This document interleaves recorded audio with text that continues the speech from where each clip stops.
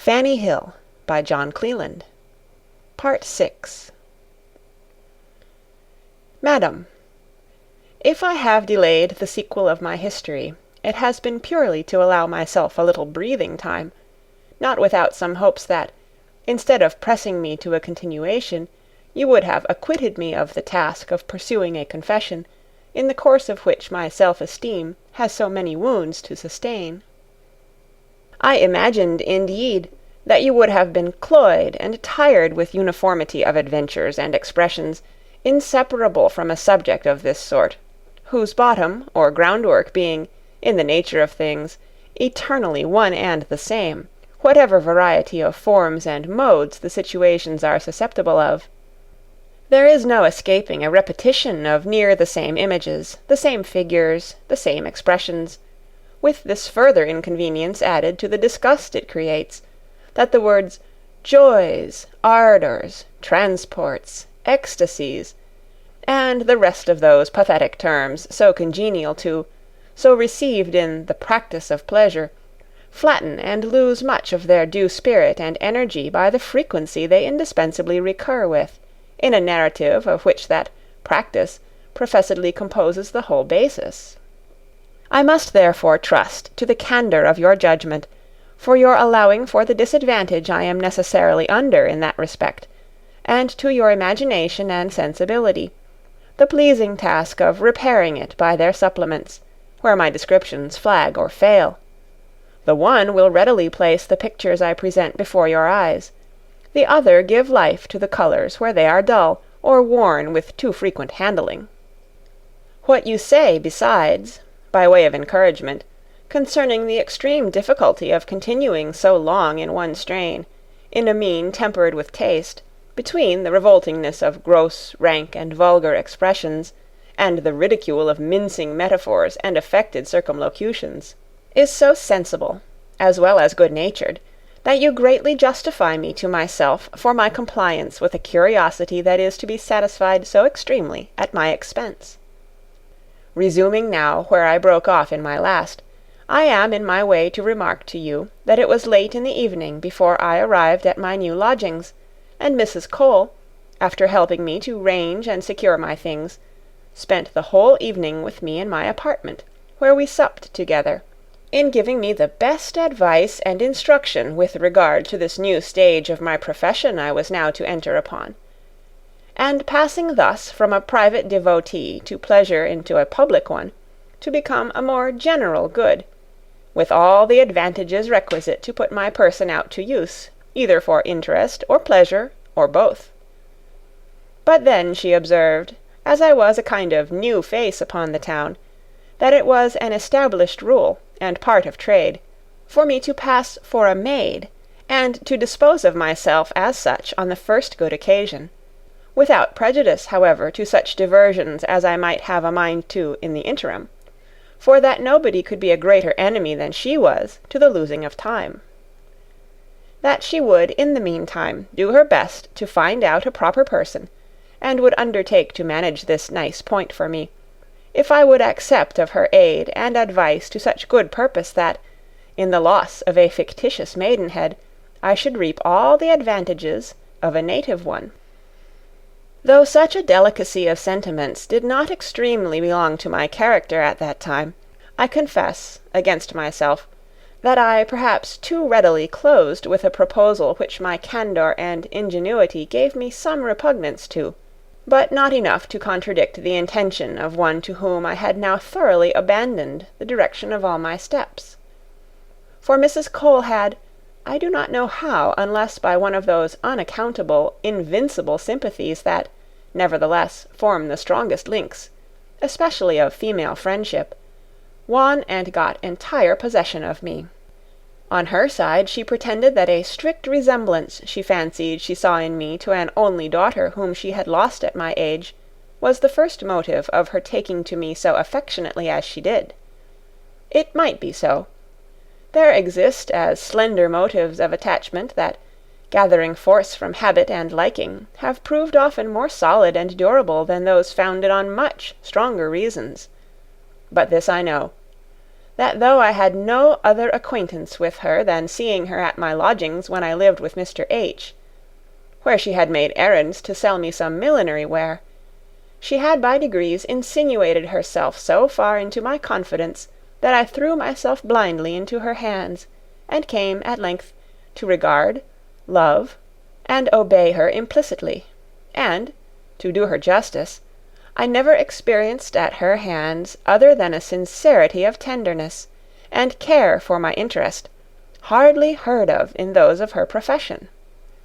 We parted that night, after having settled a perfect unreserved agreement, and the next morning Mrs. Cole came and took me with her to her house, for the first time. Here, at the first sight of things, I found everything breathed an air of decency, modesty, and order. In the outer parlour, or rather shop, sat 3 young women, very demurely employed on millinery work, which was the cover of a traffic in more precious commodities, but 3 beautifuller creatures could hardly be seen.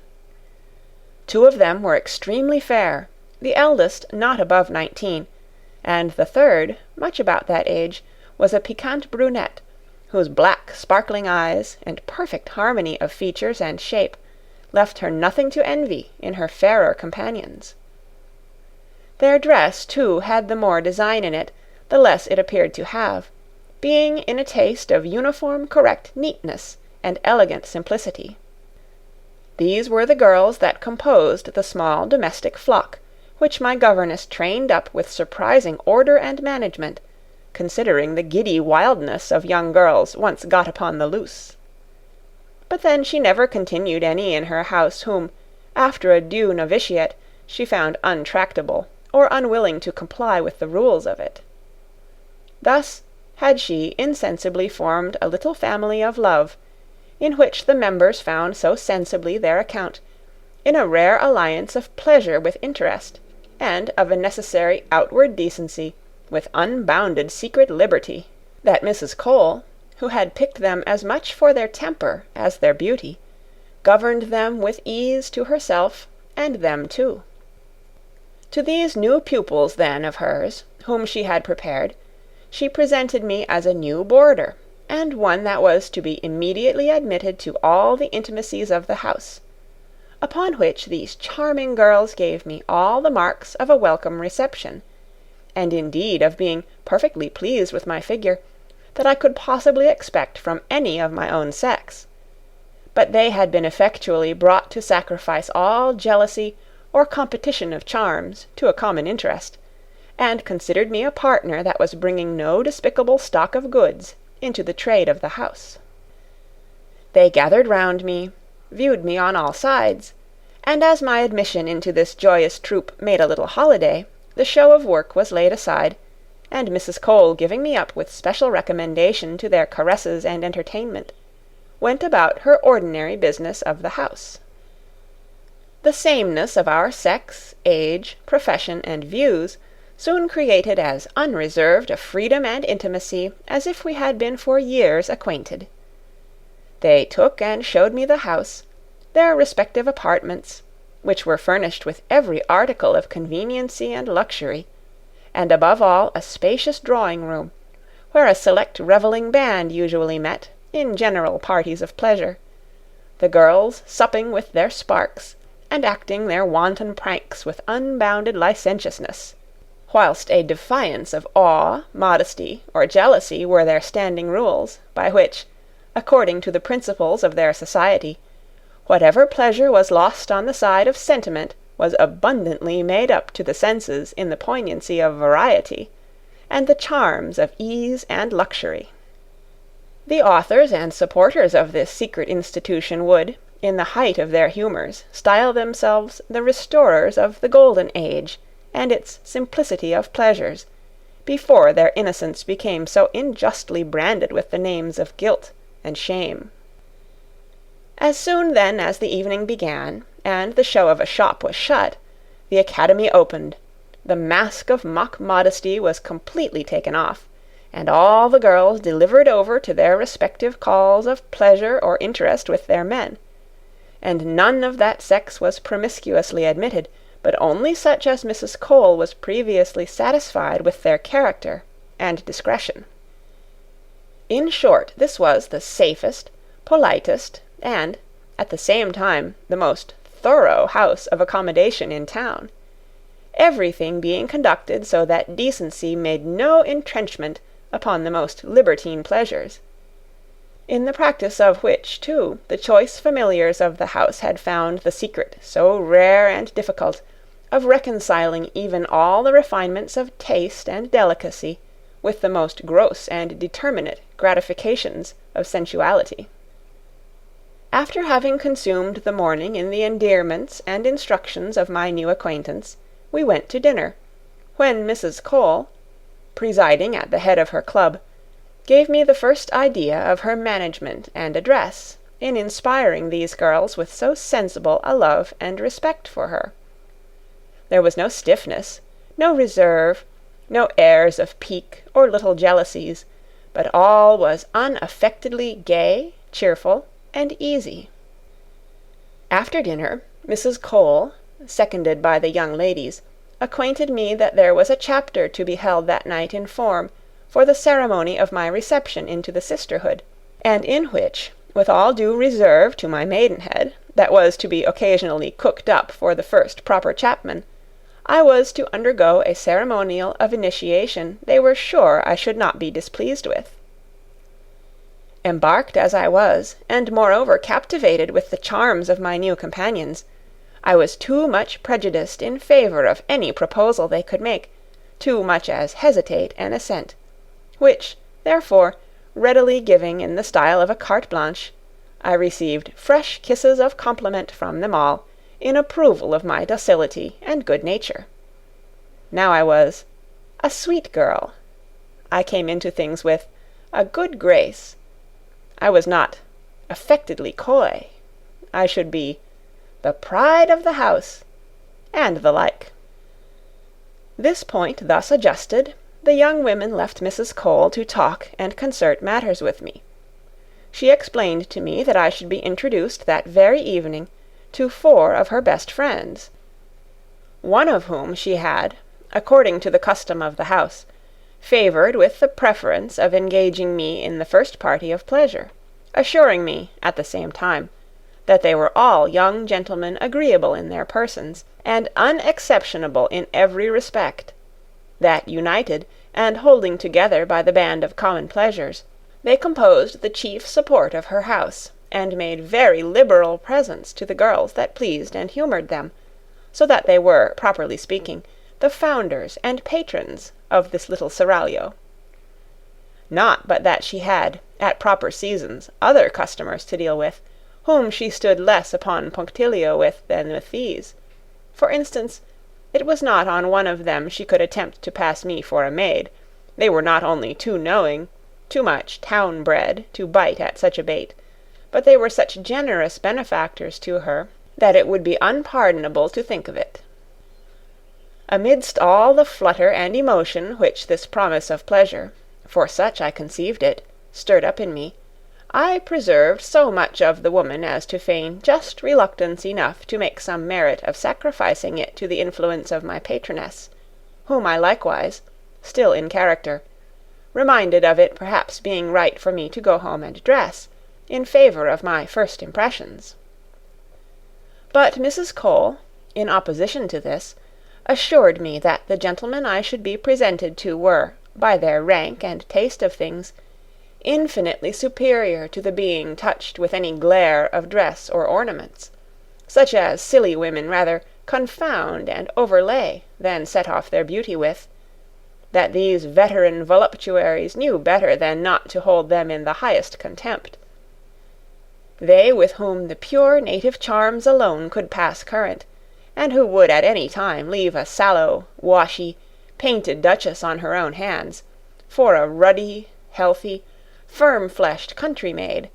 and as for my part, that nature had done enough for me to set me above owing the least favour to art, concluding withal that for the instant occasion there was no dress like an undress. I thought my governess too good a judge of these matters not to be easily overruled by her. after which she went on preaching very pathetically the doctrine of passive obedience and not resistance to all those arbitrary tastes of pleasure which are by some styled the refinements and by others the deprivations of it, between whom it was not the business of a simple girl, who was to profit by pleasing, to decide, but to conform to. Whilst I was edifying by these wholesome lessons, tea was brought in, and the young ladies, returning, joined company with us. After a great deal of mixed chat, frolic, and humour, one of them, observing that there would be a good deal of time on hand before the assembly hour, proposed that each girl should entertain the company with that critical period of her personal history in which she first exchanged the maiden state for womanhood. The proposal was approved, with only one restriction of Mrs. Cole, that she, on account of her age, and I, on account of my titular maidenhead, should be excused, at least till I had undergone the forms of the house. This obtained me a dispensation, and the promotress of this amusement was desired to begin. Her name was Emily, a girl fair to excess, and whose limbs were, if possible, too well made, since their plump fullness was rather to the prejudice of that delicate slimness required by the nicer judges of beauty. Her eyes were blue, and streamed inexpressible sweetness, and nothing could be prettier than her mouth and lips, which closed over a range of the evenest and whitest teeth. Thus she began. Neither my extraction nor the most critical adventure of my life is sublime enough to impeach me of any vanity in the advancement of the proposal you have approved of. My father and mother were, and for aught I know are still, farmers in the country, not above 40 miles from town. Their barbarity to me, in favour of a son on whom only they vouchsafed to bestow their tenderness, had 1,000 times determined me to fly their house, and throw myself on the wide world, but, at length, an accident forced me on this desperate attempt at the age of 15.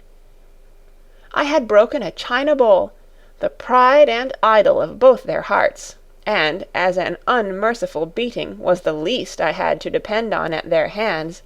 in the silliness of those tender years I left the house, and, at all adventures, took the road to London.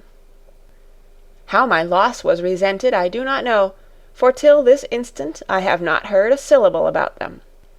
My whole stock was 2 broad pieces of my grandmother's, a few shillings, silver shoe-buckles, and a silver thimble. Thus equipped, with no more clothes than the ordinary ones I had on my back, and frightened at every foot or noise I heard behind me, I hurried on, and I dare swear walked 12 miles before I stopped, through mere weariness and fatigue.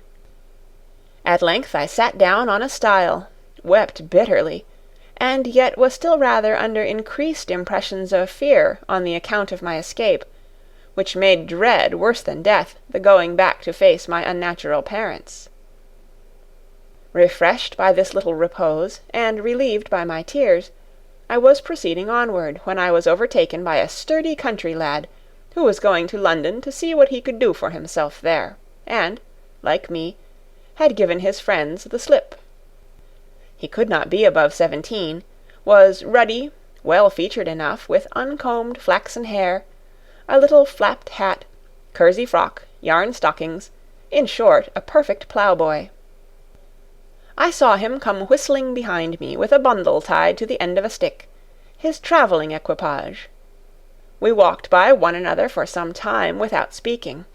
At length we joined company, and agreed to keep together till we got to our journey's end.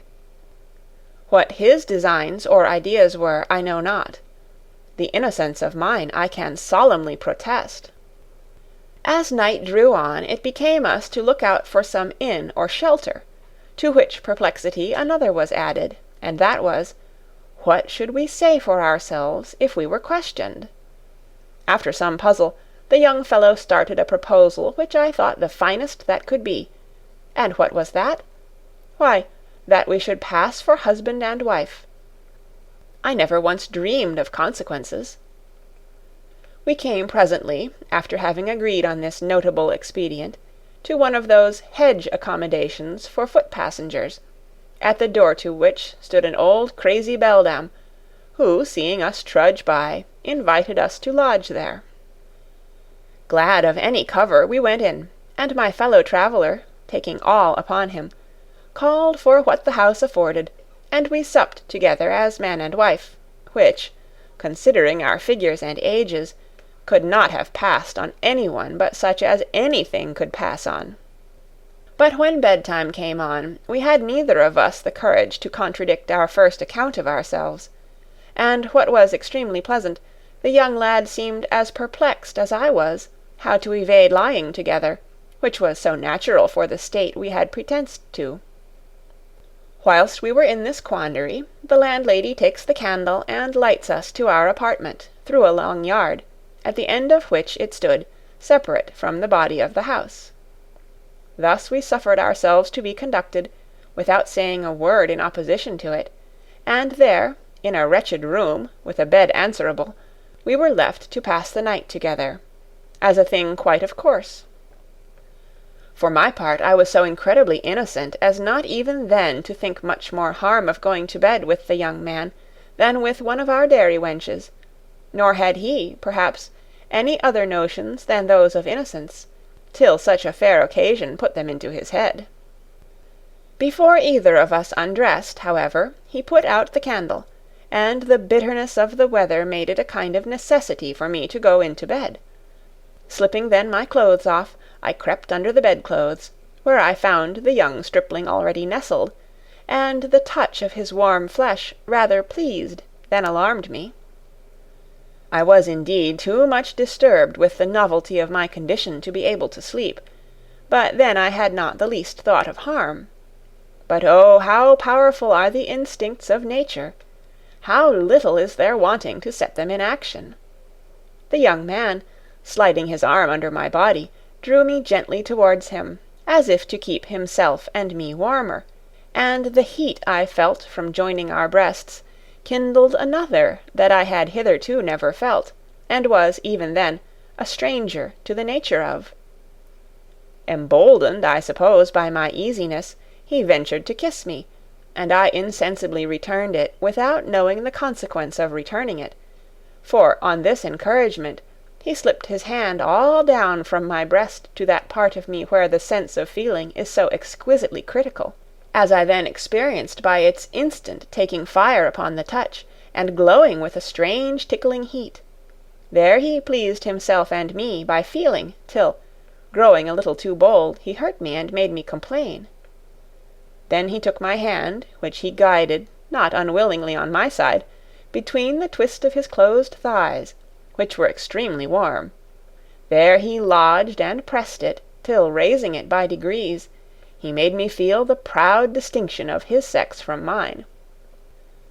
I was frightened at the novelty, and drew back my hand. Yet, pressed and spurred on by sensations of a strange pleasure, I could not help asking him what that was for. He told me he would show me if I would let him, and, without waiting for my answer, which he prevented by stopping my mouth with kisses, I was far from disrelishing, he got upon me, and inserting one of his thighs between mine, opened them so as to make way for himself, and fixed me to his purpose,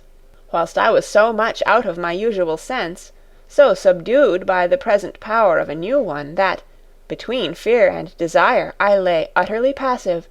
till the piercing pain roused and made me cry out. But it was too late. He was too firm fixed in the saddle for me to compass flinging him, with all the struggles I could use, some of which only served to further his point, and at length an irresistible thrust murdered at once my maidenhead and almost me. I now lay a bleeding witness of the necessity imposed on our sex to gather the first honey off the thorns. But the pleasure rising as the pain subsided, I was soon reconciled to fresh trials, and before morning nothing on earth could be dearer to me than this rifler of my virgin sweets. He was everything to me now. How we agreed to join fortunes, how we came up to town together, where we lived some time, till necessity parted us, and drove me into this course of life, in which I had been long ago battered and torn to pieces before I came to this age, as much through my easiness as through my inclination, had it not been for my finding refuge in this house. These are all circumstances which pass the mark I proposed, so that here my narrative ends. In the order of our sitting, it was Harriet's turn to go on.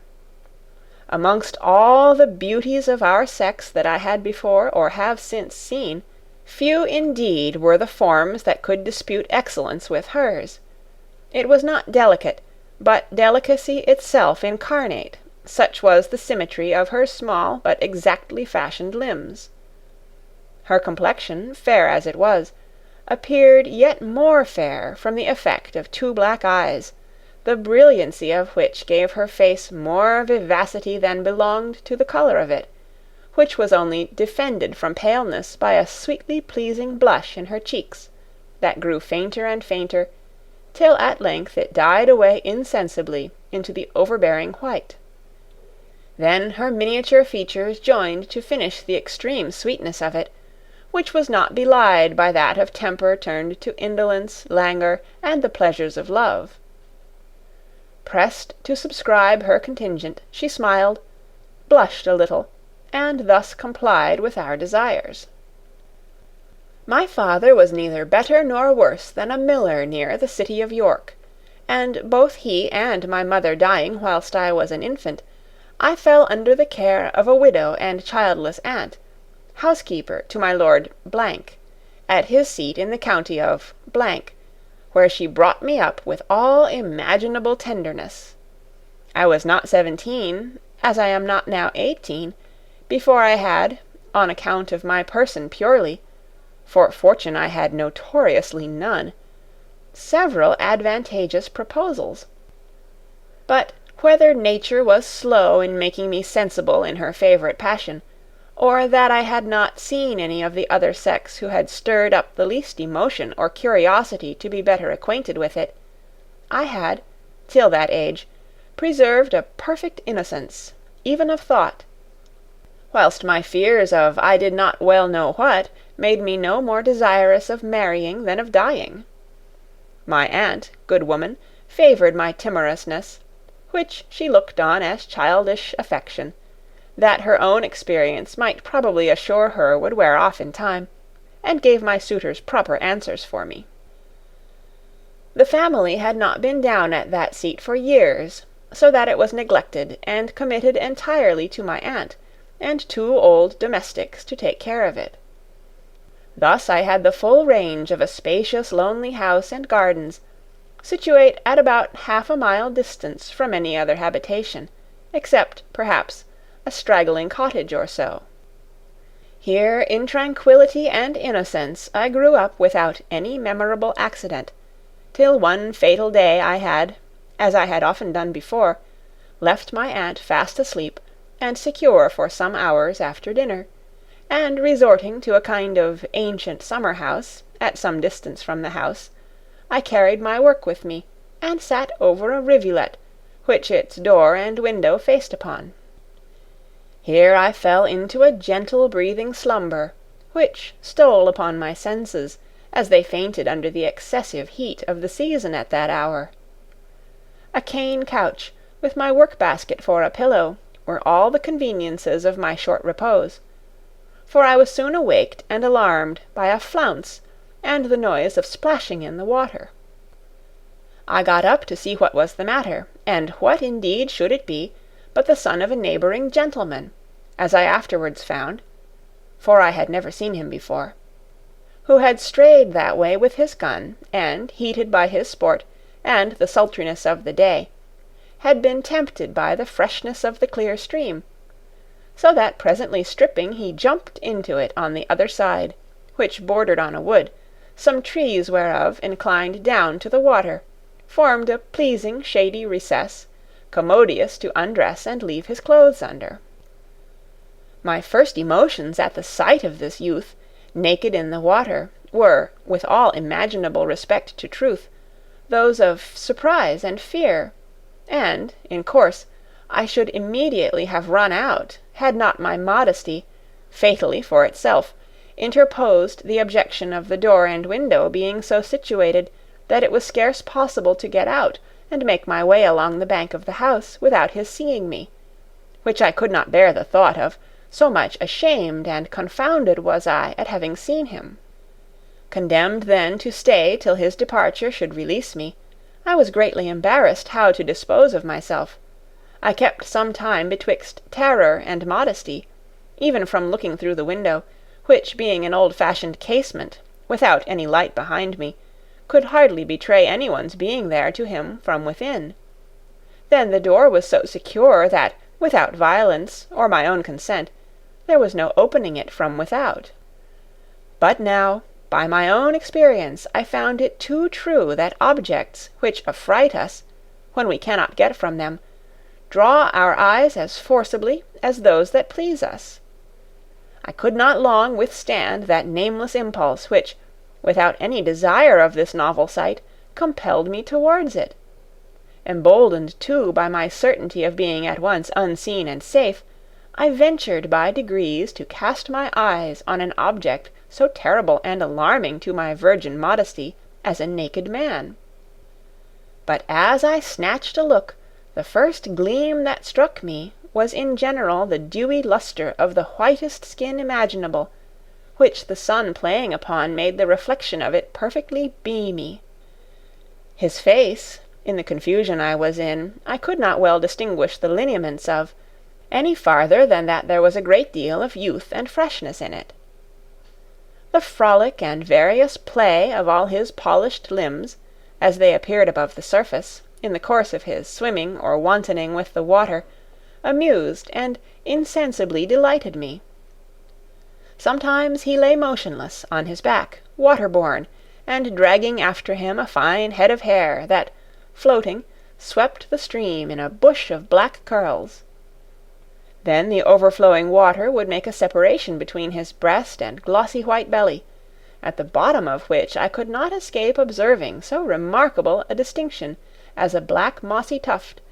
out of which appeared to emerge a round, softish, limber, white something, that played every way, with ever the least motion or whirling eddy. I cannot say but that part chiefly, by a kind of natural instinct, attracted, detained, captivated my attention. It was out of the power of all my modesty to command my eye away from it, and seeing nothing so very dreadful in its appearance, I insensibly locked away all my fears. But as fast as they gave way, new desires and strange wishes took place, and I melted as I gazed. The fire of nature, that had so long lain dormant or concealed, began to break out, and made me feel my sex the first time. He had now changed his posture, and swam prone on his belly, striking out with his legs and arms, finer modelled than which could not have been cast, whilst his floating locks played over a neck and shoulders whose whiteness they delightfully set off. Then the luxuriant swell of flesh that rose from the small of his back, and terminated its double cope at where the thighs are sent off,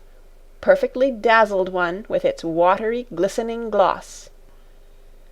By this time I was so affected by this inward involution of sentiments, so softened by this sight, that now, betrayed into a sudden transition from extreme fears to extreme desires, I found these last so strong upon me,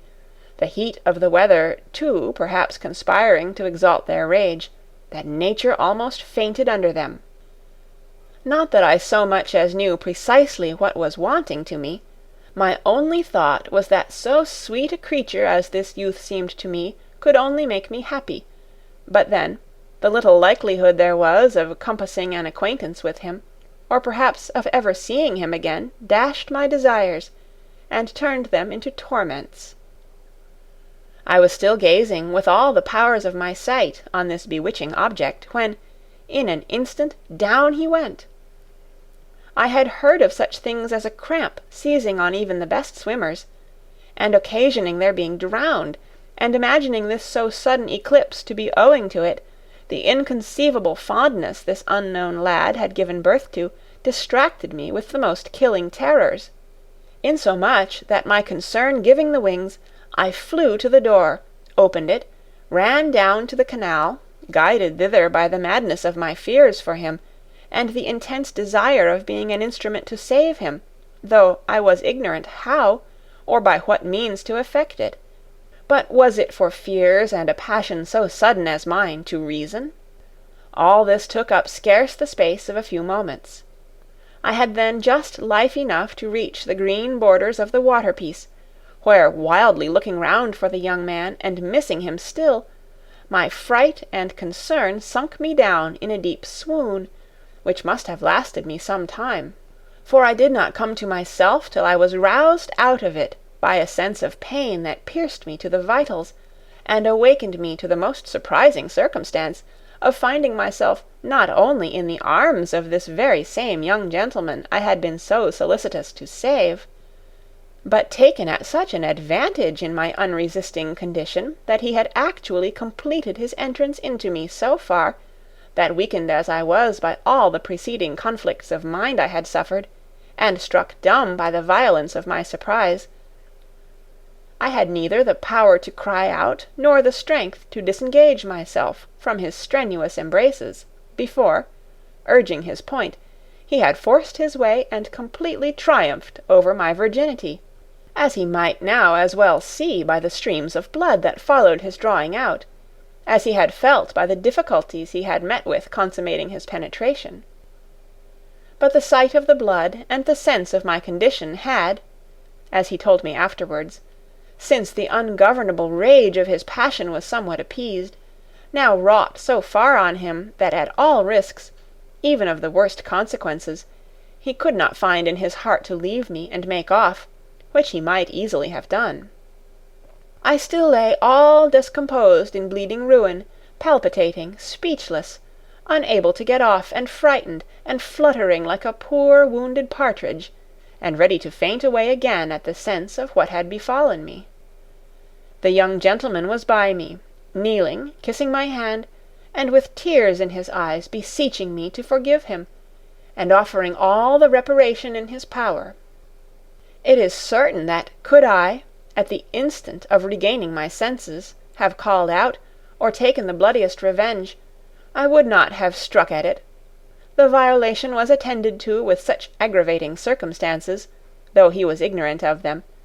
since it was to my concern for the preservation of his life that I owed my ruin. But how quick is the shift of passions from one extreme to another, and how little are they acquainted with the human heart who dispute it! I could not see this amiable criminal, so suddenly the first object of my love, and as suddenly of my just hate, on his knees, bedewing my hand with his tears, without relenting. He was still stark naked, but my modesty had been already too much wounded, in essentials, to be so much shocked as I should have otherwise been with appearances only. In short, my anger ebbed so fast, and the tide of love returned so strong upon me, that I felt it a point of my own happiness to forgive him. The reproaches I made him were murmured in so soft a tone, my eyes met his with such glances, expressing more languor than resentment, that he could not but presume his forgiveness was at no desperate distance, but still he would not quit his posture of submission, till I had pronounced his pardon in form, which after the most fervent entreaties, protestations, and promises, I had not the power to withhold. On which, with the utmost marks of a fear of again offending, he ventured to kiss my lips, which I neither declined nor resented, but on my mild expostulations with him upon the barbarity of his treatment, he explained the mystery of my ruin, if not entirely to the clearance, at least much to the alleviation of his guilt, in the eyes of a judge so partial in his favour as I was grown. It seems that the circumstance of his going down or sinking, which in my extreme ignorance I had mistaken for something very fatal, was no other than a trick of diving which I had not ever heard, or at least attended to the mention of, and he was so long-breathed at it, that in the few moments in which I ran out to save him, he had not yet emerged, before I fell into the swoon, in which, as he rose, seeing me extended on the bank, his first idea was that some young woman was upon some design of a frolic or diversion with him, for he knew I could not have fallen asleep there without his having seen me before. Agreeably to which notion he had ventured to approach, and finding me without sign of life, and still perplexed as he was what to think of the adventure, he took me in his arms at all hazards, and carried me into the summer-house, of which he observed the door open. There he laid me down on the couch, and tried, as he protested in good faith, by several means to bring me to myself again, till fired, as he said, beyond all bearing by the sight and touch of several parts of me which were unguardedly exposed to him, he could no longer govern his passion, and the less, as he was not quite sure that his first idea of this swoon being a feint was not the very truth of the case. Seduced then by this flattering notion, and overcome by the present, as he styled them, superhuman temptations, combined with the solitude and seeming security of the attempt, he was not enough his own master not to make it. Leaving me then just only whilst he fastened the door, he returned with redoubled eagerness to his prey, when, finding me still entranced, he ventured to place me as he pleased, whilst I felt, no more than the dead, what he was about, till the pain he put me to roused me just in time enough to be witness of a triumph I was not able to defeat, and now scarce regretted, for as he talked, the tone of his voice sounded, methought, so sweetly in my ears, the sensible nearness of so new and interesting an object to me wrought so powerfully upon me, that, in the rising perception of things in a new and pleasing light, I lost all sense of the past injury. The young gentleman soon discerned the symptoms of a reconciliation in my softened looks, and hastening to receive the seal of it from my lips, pressed them tenderly to pass his pardon in the return of a kiss so melting fiery, that the impression of it being carried to my heart, and thence to my new discovered sphere of Venus, I was melted into a softness that could refuse him nothing. When now he managed his caresses and endearments so artfully as to insinuate the most soothing consolations for the past pain, and the most pleasing expectations of future pleasure, but whilst mere modesty kept my eyes from seeing his and rather declined them, I had a glimpse of that instrument of the mischief which was now, obviously even to me, who had scarce had snatches of a comparative observation of it, resuming its capacity to renew it, and grew greatly alarming with its increase of size, as he bore it no doubt designedly, hard and stiff against one of my hands, carelessly dropped. But then he employed such tender prefacing, such winning progressions, that my returning passion of desire being now so strongly prompted by the engaging circumstances of the sight and incendiary touch of his naked glowing beauties, I yielded at length the force of the present impressions, and he obtained of my tacit blushing consent all the gratifications of pleasure left in the power of my poor person to bestow, after he had cropped its richest flower, during my suspension of life and abilities to guard it. Here, according to the rule laid down, I should stop, but I am so much in motion that I could not if I would. I shall only add, however, that I got home without the least discovery or suspicion of what had happened. I met my young ravisher several times after, whom I now passionately loved, and who, though not of age to claim a small but independent fortune, would have married me, but as the accidents that prevented it, and their consequences which threw me on the public, contain matters too moving and serious to introduce at present, I cut short here. Louisa, the brunette whom I mentioned at first, now took her turn to treat the company with her history. I have already hinted to you the graces of her person, than which nothing could be more exquisitely touching. I repeat touching, as a just distinction from striking, which is ever a less lasting effect, and more generally belongs to the fair complexions. But leaving that decision to every one's taste, I proceed to give you Louisa's narrative, as follows. According to practical maxims of life, I ought to boast of my birth, since I owe it to pure love, without marriage. But this I know: it was scarce possible to inherit a stronger propensity to that cause of my being than I did. I was the rare production of the first essay of a journeyman cabinet-maker upon his master's maid, the consequence of which was a big belly and the loss of a place. He was not in circumstances to do much for her, and yet, after all this blemish, she found means, after she had dropped her burthen, and disposed of me to a poor relation's in the country, to repair it by marrying a pastry cook here in London, in thriving business, on whom she soon, under favour of the complete ascendant he had given her over him, passed me for a child she had by her first husband. I had on that footing been taken home, and was not 6 years old when this stepfather died, and left my mother in tolerable circumstances, and without any children by him. As to my natural father, he had betaken himself to the sea, where, when the truth of things came out, I was told that he died, not immensely rich, you may think, since he was no more than a common sailor. As I grew up under the eyes of my mother, who kept on the business, I could not but see, in her severe watchfulness, the marks of a slip which she did not care should be hereditary. But we no more choose our passions than our features or complexion, and the bent of mine was so strong to the forbidden pleasure, that it got the better, at length, of all her care and precaution. I was scarce 12 years old before that part which she wanted so much to keep out of harm's way made me feel its impatience to be taken notice of, and come into play. Already had it put forth the signs of forwardness, in the sprout of a soft down over it, which had often flattered, and I might also say grown under my constant touch and visitation,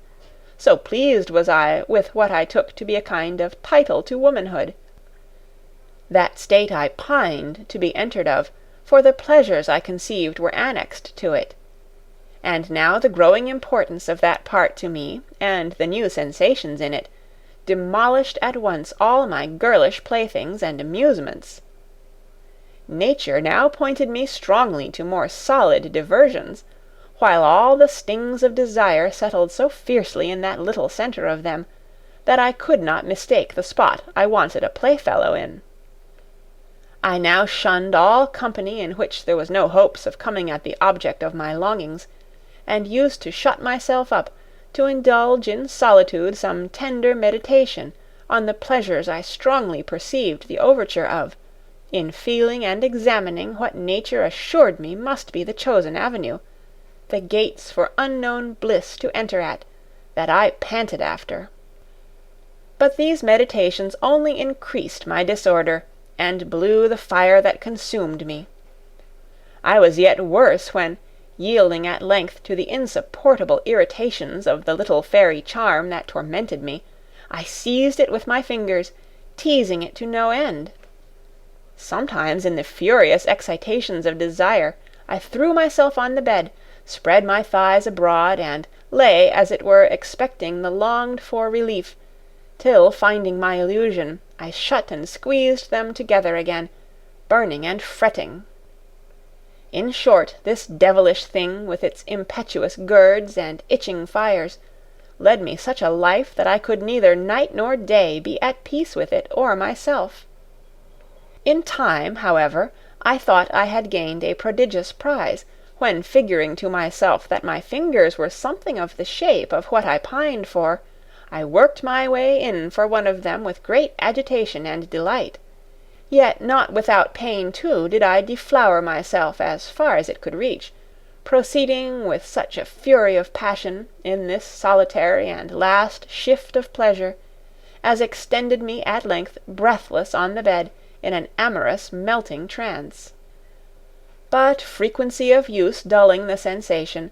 I soon began to perceive that this work was but a paltry shallow expedient that went but a little way to relieve me, and rather raised more flame than its dry and insignificant titillation could rightly appease. Man alone, I almost instinctively knew, as well as by what I had industriously picked up at weddings and christenings, was possessed of the only remedy that could reduce this rebellious disorder, but watched and overlooked as I was, how to come at it was the point, and that, to all appearance, an invincible one. Not that I did not rack my brains and invention how at once to elude my mother's vigilance, and procure myself the satisfaction of my impetuous curiosity and longings for this mighty and untasted pleasure. At length, however, a singular chance did at once the work of a long course of alertness. One day that we had dined at an acquaintance's over the way, together with a gentlewoman lodger that occupied the first floor of our house, there started an indispensable necessity for my mother's going down to Greenwich to accompany her. The party was settled, when I do not know what genius whispered me to plead a headache, which I certainly had not, against my being included in a jaunt that I had not the least relish for. The pretext, however, passed, and my mother, with much reluctance, prevailed with herself to go without me, but took particular care to see me safe home, where she consigned me into the hands of an old trusty maid-servant, who served in the shop, for we had not a male creature in the house. As soon as she was gone, I told the maid I would go up and lie down on our lodger's bed, mine not being made, with a charge to her at the same time not to disturb me, as it was only rest I wanted. This injunction probably proved of eminent service to me. As soon as I was got into the bedchamber, I unlaced my stays, and threw myself on the outside of the bedclothes, in all the loosest undress. Here I gave myself up to the old insipid privy shifts of my self-viewing, self-touching, self-enjoying, in fine to all the means of self-knowledge I could devise, in search of the pleasure that fled before me, and tantalized with that unknown something that was out of my reach. Thus all only served to enflame myself, and to provoke violently my desires, whilst the one thing needful to their satisfaction was not at hand, and I could have bit my fingers for representing it so ill. After then wearying and fatiguing myself with grasping shadows, whilst that most sensible part of me disdained to content itself with less than realities, the strong yearnings, the urgent struggles of nature towards the melting relief, and the extreme self-agitations I had used to come at it, had wearied and thrown me into a kind of unquiet sleep. For if I tossed and threw about my limbs in proportion to the distraction of my dreams, as I had reason to believe I did, a bystander could not have helped seeing all for love. And one there was, it seems, for waking out of my very short slumber, I found my hand locked in that of a young man, who was kneeling at my bedside, and begging my pardon for his boldness, but that being a son to the lady to whom this bedchamber, he knew, belonged,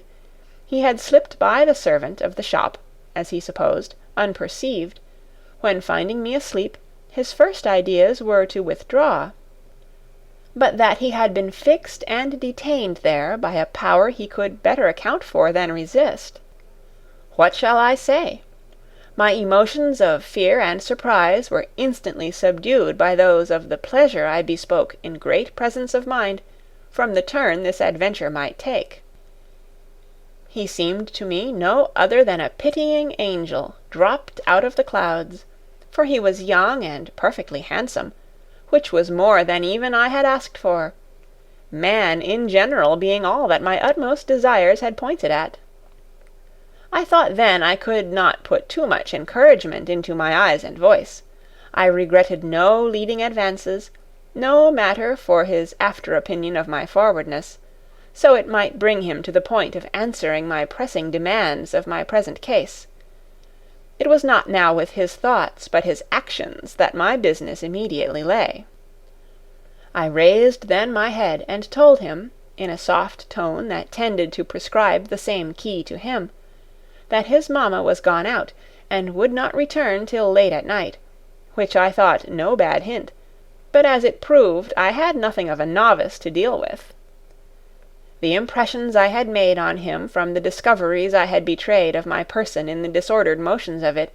during his view of me asleep, had, as he afterwards told me, so fixed and charmingly prepared him, that, had I known his dispositions, I had more to hope from his violence than to fear from his respect,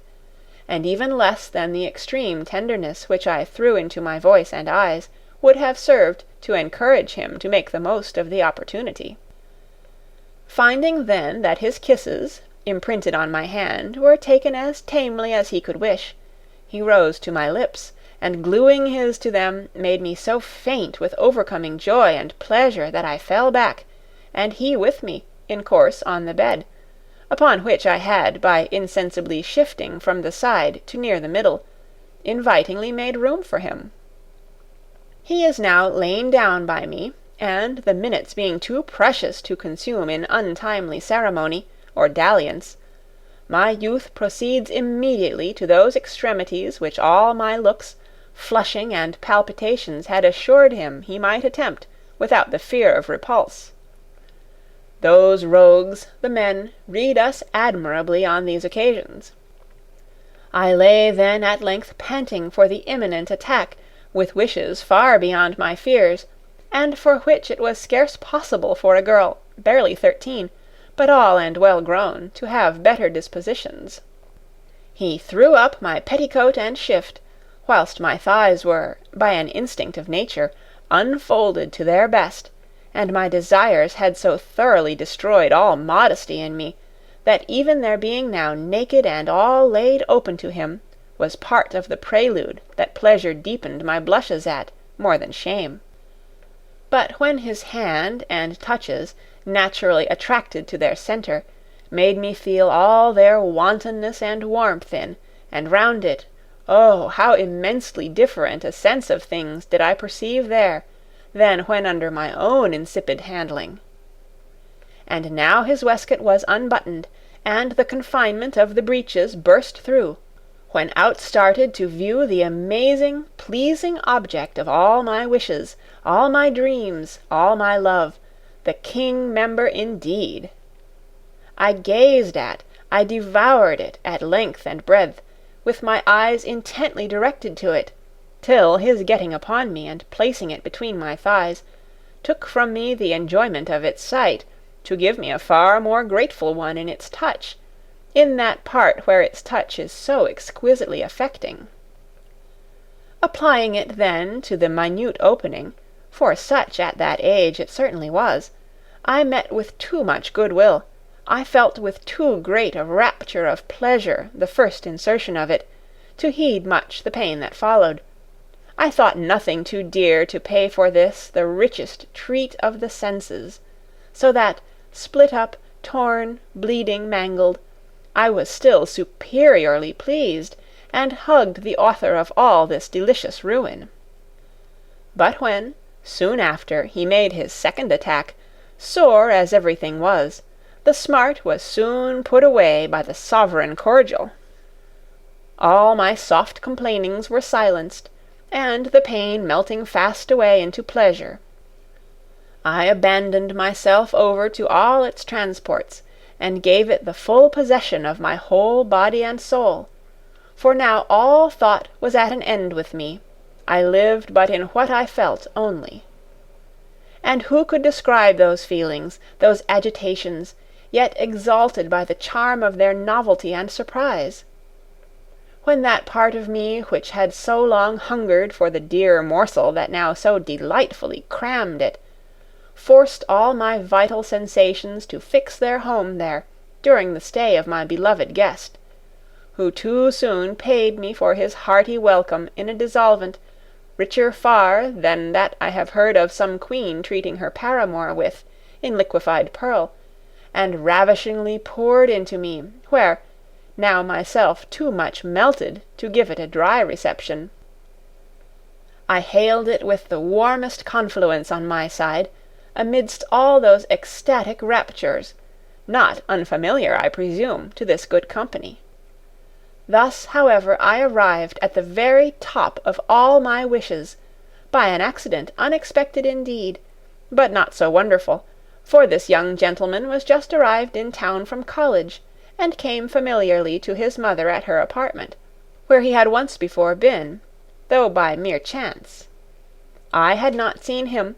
so that we knew one another by hearsay only, and finding me stretched on his mother's bed, he readily concluded, from her description, who it was. The rest you know. This affair had, however, no ruinous consequences, the young gentleman escaping then, and many more times undiscovered.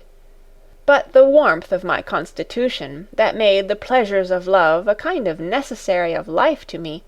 having betrayed me into indiscretions fatal to my private fortune, I fell at length to the public, from which, it is probable, I might have met with the worst of ruin, if my better fate had not thrown me into this safe and agreeable refuge. Here Louisa ended, and these little histories having brought the time for the girls to retire, and to prepare for the revels of the evening, I stayed with Mrs. Cole till Emily came, and told us the company was met, and waited for us. End of Part 6.